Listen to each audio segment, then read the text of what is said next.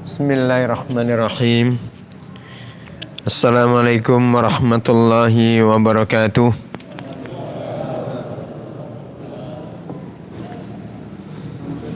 Pakai ini juga. Iya.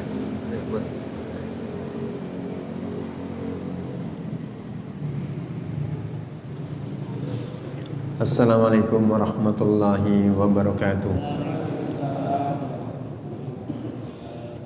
Alhamdulillahi rabbil alamin. Assalatu wassalamu ala asyrafil anbiya'i wal mursalin wa ala alihi wa ashabihi wa man da'a bida'watihi wa sara ala nahjihi ila yaumiddin. Amma ba'du. Ma'asyiral muslimin, para bapak, para ibu, jamaah salat maghrib di masjid yang kita cintai, Masjid As-Sabri ini, yang semoga dimuliakan Allah SWT, yang semoga dilindungi oleh Allah SWT dari segala mara bahaya, dan yang semoga diberikan keistiqomahan oleh Allah SWT untuk beribadah, untuk berdakwah. Alhamdulillah ala kulli hal, dalam kondisi yang masih sulit ini kita diberikan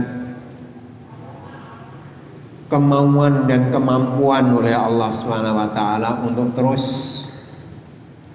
memproduksi amal-amal kebaikan, amal-amal salih.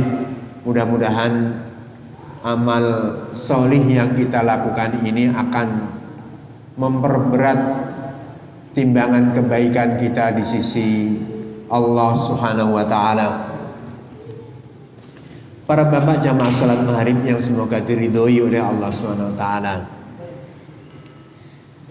Ini kajian yang pertama setelah sekian bulan kita berhenti karena kondisi pandemi COVID-19 ini. Alhamdulillah wa syukrulillah, kita dibukakan pintu yang belum begitu lebar betul oleh Allah Subhanahu wa taala untuk beraktivitas, untuk beribadah. Mudah-mudahan dan harapan kita bersama, Allah Subhanahu wa taala yang berkuasa secepatnya mencabut wabah ini supaya kita kembali beraktivitas seperti sedia kala. Allah Subhanahu wa taala Maha Kuasa, Allah yang berkuasa untuk menyebarluaskan wabah, dan Allah Subhanahu wa taala yang berkuasa untuk mencabut wabah. Dan ini semakin meyakinkan buat kita bahwasanya kita sebagai manusia ini itu sangatlah amat lemah. Jadi di saat kita sholat selalu membaca Allahu Akbar, disinilah kita baru menemukan bahwasanya kita ini benar-benar kecil di hadapan kekuasaan Allah Subhanahu wa taala. Virus yang tidak nampak ini membuat manusia tidak berdaya. Tidak cuma hanya manusia secara individual, ternyata dalam skala negara yang adidaya pun itu tidak mampu untuk menghadapi kekuasaan Allah yang berupa virus yang kecil yang disebut nama virus 19 ini. Ini kan bertanda Allah Subhanahu wa taala Maha besar, kita adalah maha lemah dan maha kecil. Inilah mudah-mudahan yang bisa kita ambil hikmah. Semakin kita membesarkan dan mengagungkan Allah dan mengakui akan batas kemampuan kita sebagai manusia. Para bapak yang dirahmati Allah Subhanahu wa taala, kajian kita sebagaimana biasa adalah fikih Islam. Kita akan mencoba untuk membicarakan tentang fikih ibadah di era Covid seperti ini. Saya yakin sudah banyak kita dengar sudah banyak kita ketahui berkait tentang ibadah di masa pandemi COVID seperti ini. Sekarang kita lihat permasalahan-permasalahan saja yang kita hadapi. Pertama, para bapak, kita tahu bahwasanya di saat sholat, kemudian di saat kita sujud, itu kan anggota yang diperintahkan untuk kita gunakan sujud kepada Allah saat sholat. Itu kan ada 7 anggota. 7 anggota. Ini anggota yang kita gunakan untuk sujud. Pertama adalah muka. Kedua telapak tangan dengan keadaan terbuka, berarti 3. Kemudian kedua lutut, berarti 5. Kemudian kedua kaki. Jadi ujung jari-jari kita berdirikan di saat sujud, berarti 7. Nah, di saat pandemi seperti ini, kita semuanya tahu bahwasanya muka kita, yang ini jabhah, dahi kita ini kan kita wajib gunakan untuk sujud, dan khusus untuk dahi itu harus terbuka. Nggak boleh di saat sujud dahi ini dalam kondisi tertutup. Makanya orang kalau pakai serban pun dahinya ini harus nampak. Pakai peci nggak boleh kita tutupkan, menutup dahi.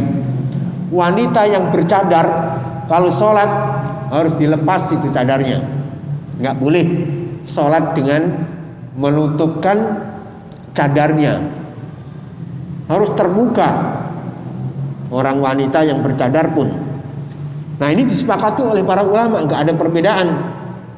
Adapun kalau kedua kaki boleh tertutup sehingga tidak langsung bersentuhan kaki kita dengan tempat sujud, karena ada kaos kakinya, itu nggak masalah. Tapi untuk muka yang dahi ini harus terkena tempat sujud. Sekarang di saat pandemi ini kan sholat pakai masker. Nah, apakah hidung ini termasuk anggota yang digunakan untuk sujud seperti dahi ataukah tidak? Pendapat yang kuat bahwasanya hidung ini bagian daripada muka yang kita gunakan untuk sujud. Karena Rasulullah SAW ketika memerintahkan kita untuk sujud, itu Rasulullah SAW asyara ila anfih. Rasulullah menunjuk hidungnya juga. Jadi di saat Rasulullah memerintahkan untuk sujud dengan menggunakan dahi, itu Rasulullah asyara biyadihi ila anfihi. Rasulullah menunjuk hidungnya. Berarti hidung itu digunakan untuk sujud juga. Nah, sekarang permasalahannya dalam masa pandemi ini, itu kan kita dianjurkan oleh aturan negara dalam protokol kesehatan COVID ini kan untuk menutup mulut dan hidung, karena tertularnya wabah ini itu adalah melalui mulut dan melalui hidung. Ditutup, bolehkah enggak sujud dengan menutup hidung? Nah, ini permasalahan pertama. Jadi para bapak yang dirahmati Allah SWT, saya baca fatwa-fatwa banyak. Fatwa-fatwa ulama-ulama dari kalangan internasional sangat amat banyak. Tapi mayoritas ulama mengatakan bahwasanya sujud saat pandemi ini dengan menutup hidung dengan masker itu termasuk yang diperbolehkan, meskipun semula tidak diperbolehkan saat masa tidak ada udzur seperti wabah ini. Karena ada udzur, ada hajat. Bahkan kaidah fikih mengatakan al-hajatu qad tanzil manzilatad darurah. Al-hajah qad tanzil manzilatad darurah wa darurat tubihul mahdurat. Jadi kebutuhan kita akan masker saat pandemi ini sebuah keniscayaan. Dan kebutuhan al-hajah itu bisa menduduki posisinya darurat. Sementara darurat, kata ulama, itu bisa menjadi penyebab untuk diperbolehkan sesuatu yang semula diharamkan. Jadi semula permasalahan yang semula diharamkan, berhubung ada darurat, itu boleh untuk dilanggar. Sementara hajat ini, kebutuhan kita akan pandemi itu seperti orang yang dalam kondisi darurat, berarti boleh ditutup hidung kita. Seperti gini Pak, ini kita ambil lagi berkaitan masalah sholat. Kalau kita sholat, kata Rasulullah, la sholata liman sholla khalfas shaf. Rasulullah katakan, la sholata, tidak ada sholat liman, bagi makmum, sholat yang dia sholat khalfas shaf, sendirian berdiri di belakang shaf. Coba hadis ini. Jadi orang yang berdiri sendirian di belakang shaf, jadi shaf terdepan, kemudian dia berdiri sendirian tidak ditemani oleh jamaah lain, kata Rasulullah, la sholata, gak ada sholat baginya. Nah, hadis ini dipahami oleh para ulama bahwasanya orang yang sholatnya tidak sah karena berdiri sendirian di shaf belakang itu kalau tidak ada udzur. Tapi kalau ada udzur, misalnya shaf yang terdepannya sudah penuh, jadi shaf mulai shaf pertama misalnya sudah penuh, jadi tidak ada tempat untuk bergabung pada shaf pertama karena sudah penuh, maka di saat dia berdiri sendirian di tengah, posisi memulai barisan itu kan dari tengah Pak ya, bukan dari pinggir kiri, tidak dari pinggir kanan, tetapi memulai shaf itu adalah dari tengah, yaitu posisinya di belakangnya imam, memulai shaf. Nah, di saat dia berdiri sendirian karena shaf yang terdepannya sudah penuh, maka ini tidak batal kata ulama, karena ada udzur. Jadi hadis tadi yang mengatakan tidak ada sholat bagi orang yang berdiri sendirian di belakang shaf, itu kalau tidak ada udzur. Jadi misalnya shaf terdekat di depannya itu belum penuh, masih memungkinkan dia bergabung dengan shaf yang terdepan, tetapi sudah keburuan, dia membuka shaf baru. Nah, itu ada udzurnya. Dan ini didukung oleh hadis Rasulullah Sallallahu Alaihi Wasallam. Jadi ada salah seorang sahabat yang saat itu dia datang terlambat. Rasulullah sudah memulai sholat, bahkan Rasulullah sudah mulai ruku. Kemudian ada seorang sahabat yang datang, kemudian takbir sebelum dia masuk ke dalam shaf. Khawatir ketinggalan ruku, karena makmum tidak menjumpai ruku bersama imam, kan rakaatnya tidak dianggap. Jadi satu rakaat bersama imam bagi makmum itu dianggap, itu kalau makmum menjumpai rukunya imam, meskipun nggak menjumpai berdirinya dan fatihahnya imam, tapi selama imam masih ruku, kemudian makmum menjumpainya, maka rakaat itu dianggap bagi makmum. Nah, itu ceritanya ada sahabat yang datang masuk ke masjid, Rasulullah sudah mulai ruku. Nah, khawatir kalau dia itu tidak menjumpai rukunya Rasulullah, akhirnya takbir sebelum masuk ke dalam shaf. Seraya ruku, dia itu merangkak-rangkak masuk ke dalam shaf. Berarti memulainya sholat itu belum bergabung di shaf dia, untuk mengejar rukunya imam tadi itu. Setelah Rasulullah Shallallahu Alaihi Wasallam salam dari sholatnya, kemudian Rasulullah mengatakan manis sa'i. Sa'i itu artinya berjalan cepat. Siapa yang berjalan cepat tadi itu? Sholatnya sambil merangkak-rangkak, dia takbir sebelum memasuki shaf. Ana ya Rasulullah, Kalau tidak salah sahabat itu namanya Abi Bakrah. Saya wahai Rasulullah yang tadi melakukan seperti itu. Kemudian Rasulullah mengatakan, zadakallahu khirsan wala ta'ud. Mudah-mudahan Allah menambah kepadamu perhatian terhadap sholat, dan jangan ulangi lagi ya perbuatan seperti ini. Rasulullah tidak memerintahkan untuk membatalkan sholatnya atau untuk mengulangi sholat. Berarti sholatnya tadi sah meskipun dia bergabung dengan jamaah yang lain sebelum dia sampai kepada shaf. Itu kan masih sendirian tadi itu. Berarti dari sini itu kalau tidak ada udzur tidak dianggap tidak masalah. Kalau ada udzur tidak masalah. Jadi menutup kita hidung saat sholat, saat sujud, meskipun hidung kita tertutup, itu adalah tidak apa-apa karena ada udzur. Tapi kalau tidak ada udzur nggak boleh ditutup muka kita. Itu yang pertama. Ini agar supaya kita ini tidak ada keraguan sama sekali. Kemudian yang kedua, kita jumpai Bapak, sebagian masjid itu shafnya berjarak dan macam-macam berjaraknya. Ada yang 1 jengkal, ada yang 1 hasta, bahkan ada yang sampai 1 meter. Ada yang sampai seperti itu. Nah, apakah sholat jamaah seperti ini bisa memengaruhi akan sahnya sholat ataukah tidak?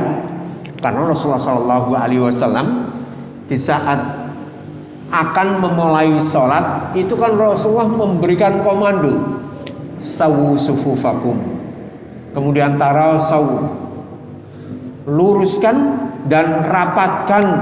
Begitu pesan Rasulullah ketika akan memulai sholat berjamaah.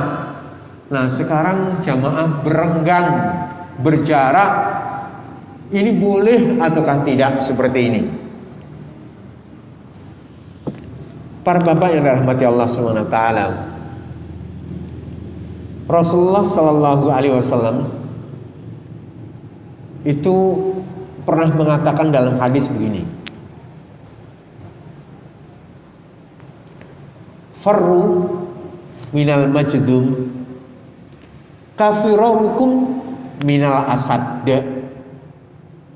Larilah kamu dari orang yang terkena penyakit judan.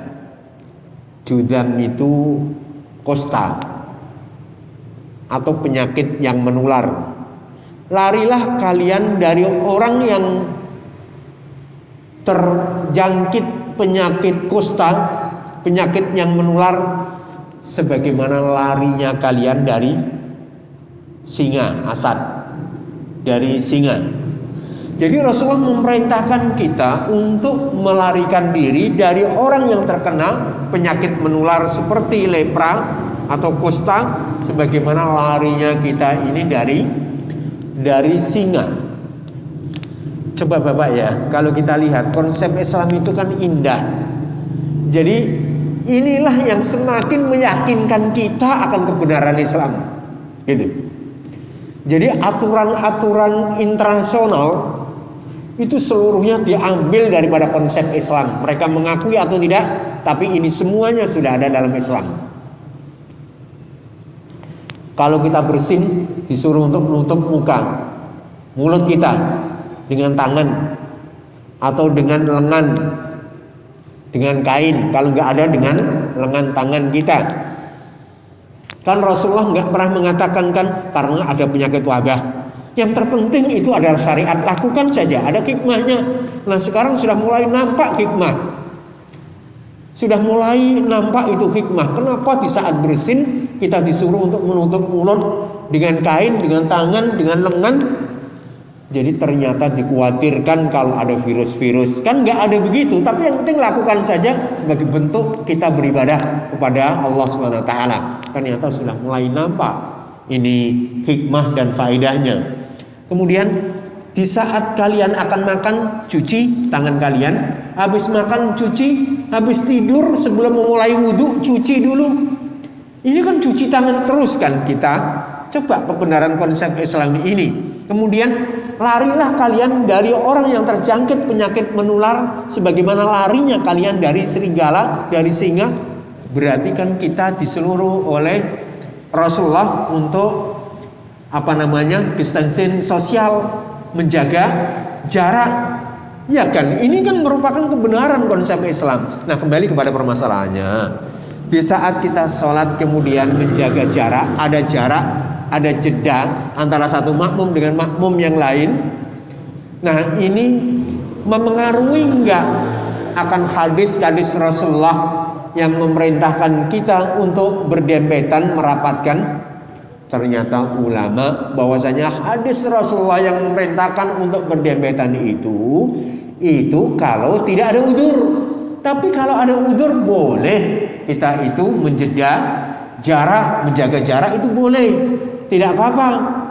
Kan tidak ada kontradiktif sebenarnya.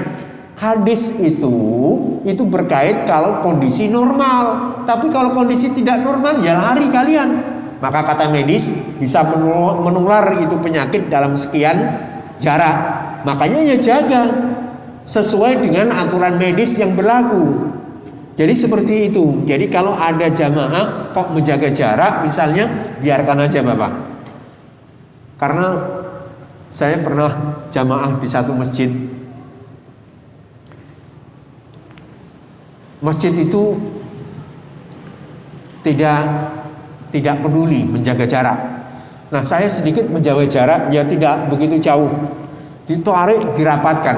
Ya akhirnya saya hormati aja lah pendapatnya. Karena begini, ibadah itu seluruhnya harus didasarkan dengan syariat, tidak didasari karena nafsu. Jadi jangan sampai kita itu punya nafsu ibadah, semangat ibadah, jadi ibadah berangkatnya karena nafsu. Itu gak boleh. Karena saya mendengarkan banyak sekali para asatidah, para ustadz itu adalah mengatakan begini, takbir itu kan sudah ditetapkan oleh Allah. Jadi takbir itu sudah ditetapkan oleh Allah. Kita sholat di rumah, sholat di masjid, kalau memang takbir ketentuan Allah itu sudah terjangkit penyakit wabah, ya kita nggak bisa menghindar. Kenapa mesti takut-takut kita mau beribadah? Apalagi masjid itu tempat yang suci.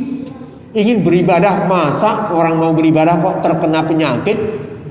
Allah nggak kasihan? Banyak yang memiliki pendapat seperti itu. Dan berdasarkan dengan ayat firman Allah, Qul la yusibana illa ma kataballahu lana wa maulana wa 'alallahi falyatawakkalul mu'minun. Qul, katakan Muhammad, la yusibana, tidak akan menimpa kami illa ma kutibala illa ma kataballahu lana. Tidak akan ada yang menimpa kami kecuali sudah ditetapkan oleh Allah. Jadi tidak ada mara bahaya yang akan menimpa kepada kami kecuali semuanya sudah ditetapkan oleh Allah. Kenapa mesti harus perlu takut kan gitu?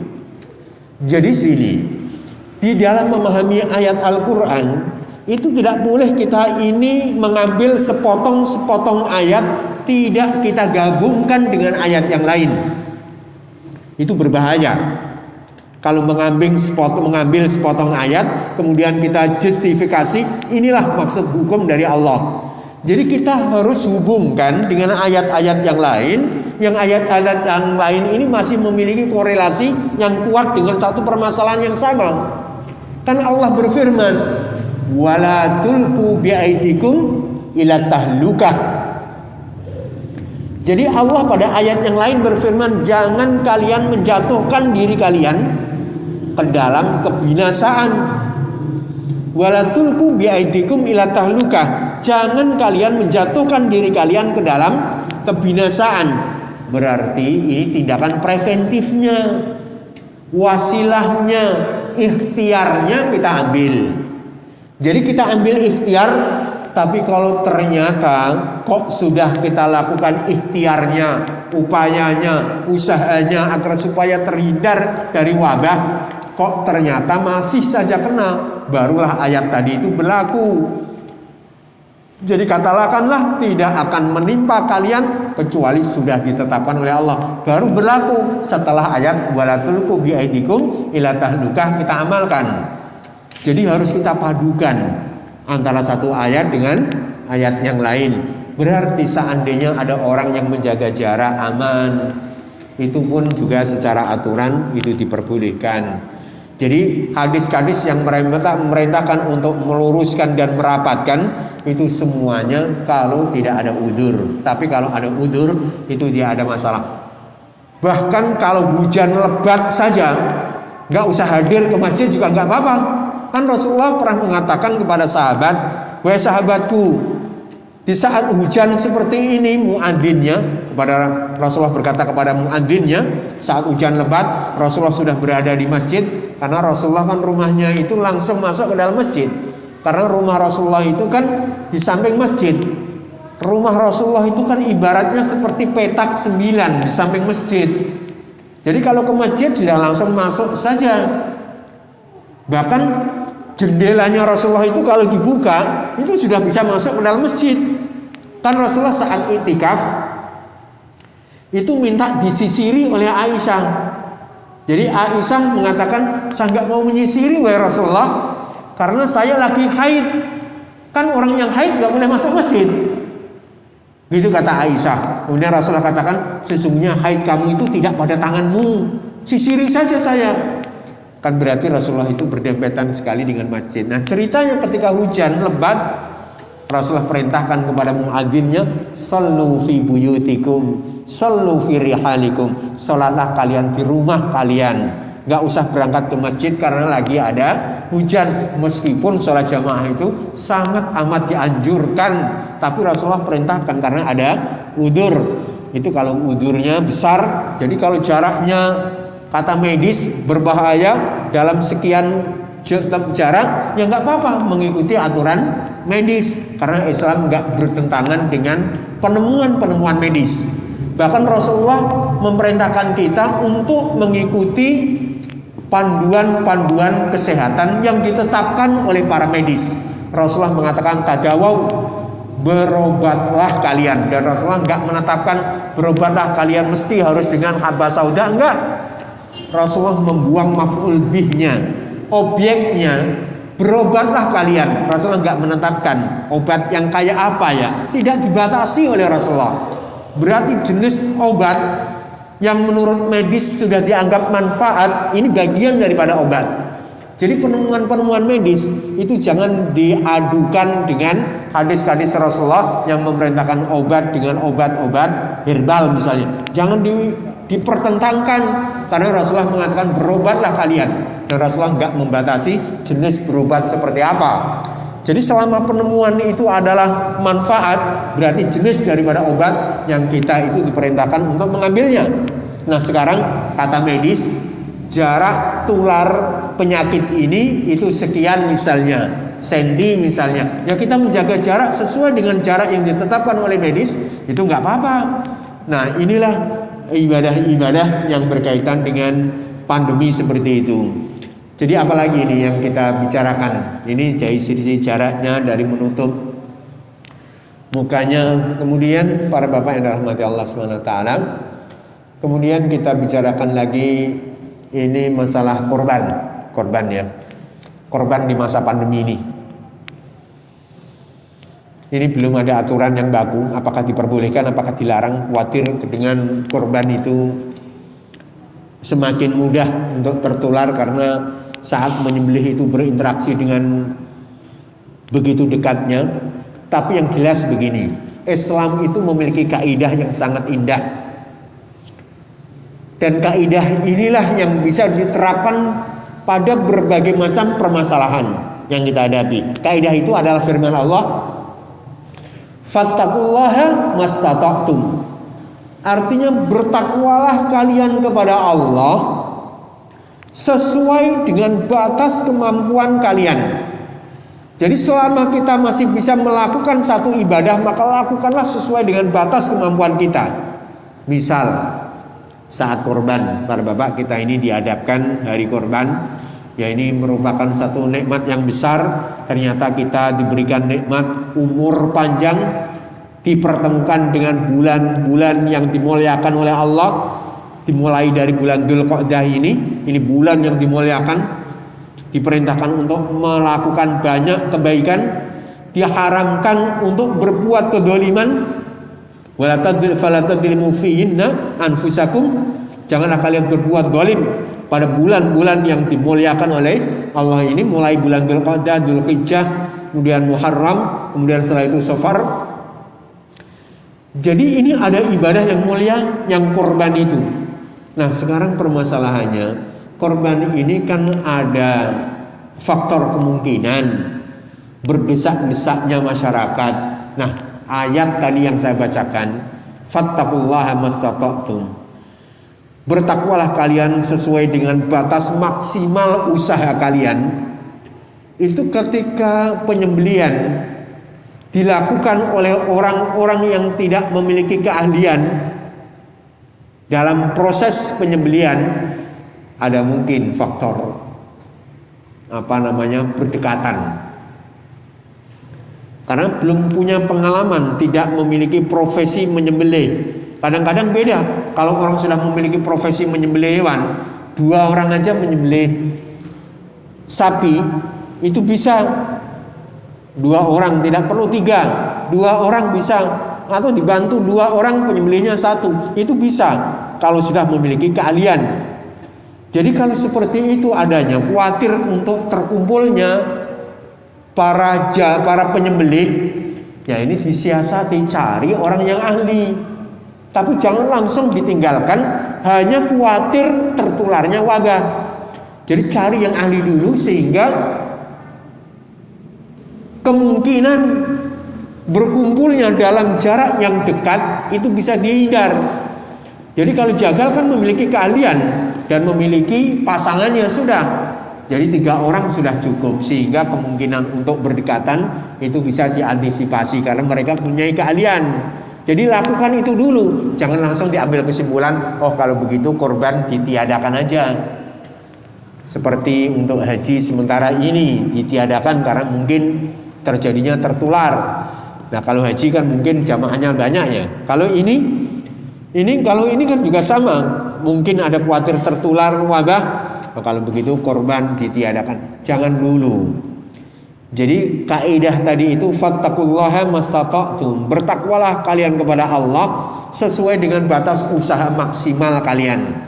Jadi kalaulah orang biasa menyembelih butuh 5 orang, wah ini faktor untuk tertularnya karena berdekatan ini memungkinkan, maka akhirnya diambil ahlinya sehingga cuma hanya bisa 3 orang menyelesaikan. Berarti sudah upaya dulu kita, tidak langsung ditinggalkan begitu saja. Kemudian ketika nanti itu mengkulitinya, kemudian setelah itu mencacah dagingnya, membagi-baginya, ini kan bisa diatur lebih banyak lagi. Jadi itulah para bapak, kita tidak membicarakan masalah fikih korban secara utuh, tetapi gambarannya seperti itu. Tapi sekali lagi, korban ini adalah merupakan ibadah yang sangat amat mulia.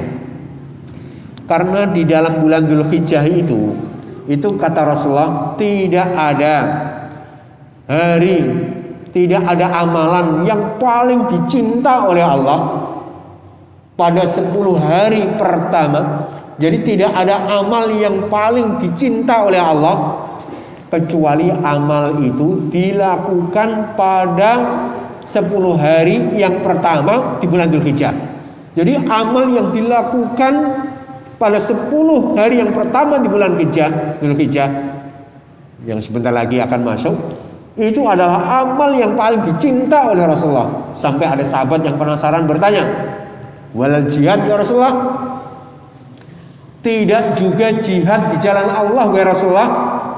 Kemudian Rasulullah menjawab, illa rajulun, kecuali seseorang yang keluar dari rumahnya, berangkat untuk berjihad di jalan Allah, kemudian dia gugur di medan perang. Tentu itu yang lebih baik. Tapi selainnya ini, yang paling baik yaitu amal perbuatan yang dilakukan pada 10 hari yang pertama. Nah, 10 hari yang pertama itu kan banyak. Maka yang paling mulia ya adalah di tanggal 10-nya, yaitu korban yang sudah ada nasnya. Makanya saking cepatnya diterima amal oleh Allah, ini pahala sebelum darah sampai ke tanah, darah penyembelihan korban itu jatuh ke tanah, maka amal itu sudah diterima terlebih dahulu oleh Allah Subhanahu wa taala. Jadi mudah-mudahan kita di saat diberikan kemudahan oleh Allah untuk berkorban, ya sebagai bentuk rasa syukur kita berkorban.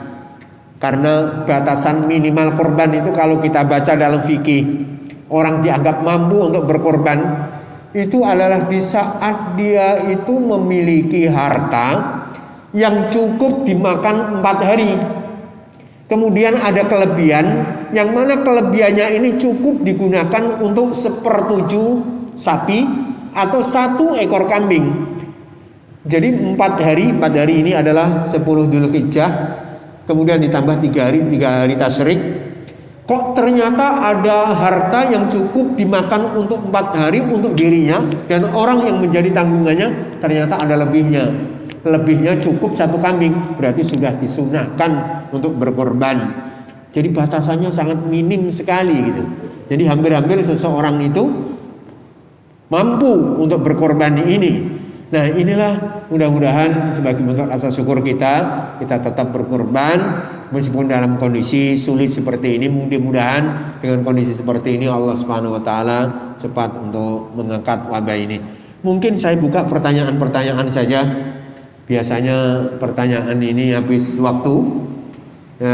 Saya tidak sengaja tidak membicarakan fikih korban secara urutannya, runtutannya, itu sudah terbiasa. Kalau ada pertanyaan-pertanyaan kita buka forum taja baca. Silakan para bapak. Kalau ada hal-hal yang perlu silakan. Waalaikumsalam warahmatullahi wabarakatuh.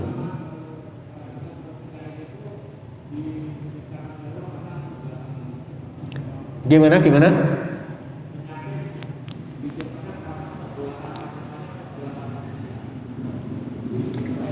Ya. Ya.